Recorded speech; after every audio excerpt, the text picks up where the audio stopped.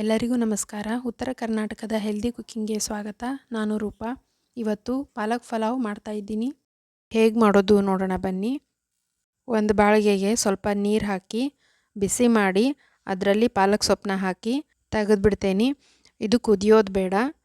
ಒಂದು ಜಾರಿಗೆ ಪಾಲಕ್ ಸೊಪ್ಪು, 2 ಹಸಿಮೆಣಸಿನ್ಕಾಯಿ, ಅರ್ಧ ಇಂಚಿನಷ್ಟು ಹಸಿ ಶುಂಠಿ, ಒಂದು ಸ್ವಲ್ಪ ಬೆಳ್ಳುಳ್ಳಿ ಹಾಕಿ ಚೆನ್ನಾಗಿ ರುಬ್ಕೊಳ್ತೀನಿ.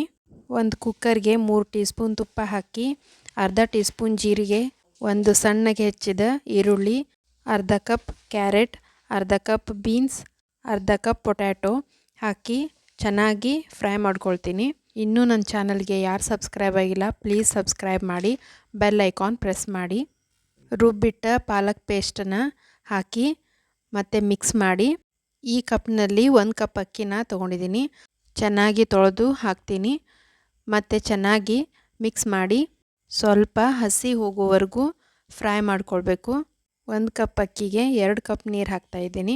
ನನ್ನ ಚಾನಲ್ ನೋಡ್ತಿರುವಾಗ ಸಬ್ಸ್ಕ್ರೈಬ್ ಪಕ್ಕ ಬೆಲ್ ಅಂತ ಇರುತ್ತೆ, ಬೆಲ್ನ ಪ್ರೆಸ್ ಮಾಡಿದರೆ ಆಲ್ ಅಂತ ಇರುತ್ತೆ, ಅದನ್ನು ಪ್ರೆಸ್ ಮಾಡಿದರೆ ನಾನು ಮಾಡುವ ರೆಸಿಪಿಗಳು ನೀವು ನೋಡಬಹುದು. ಈಗ ರುಚಿಗೆ ತಕ್ಕಷ್ಟು ಉಪ್ಪು ಹಾಕಿ 1 ಟೀ ಸ್ಪೂನ್ ನಿಂಬೆ ರಸ ಹಾಕಿ ಚೆನ್ನಾಗಿ ಮಿಕ್ಸ್ ಮಾಡಿ ಕುಕ್ಕರ್ ಮುಚ್ಚಳ ಹಾಕಿ ವಿಸಿಲ್ನ ಕೂಗ್ಸೋಣ. 3 ವಿಸಿಲ್ ಆದರೆ ಸಾಕು. ಈಗ ಪಾಲಕ್ ಪಲಾವ್ ರೆಡಿಯಾಗಿದೆ.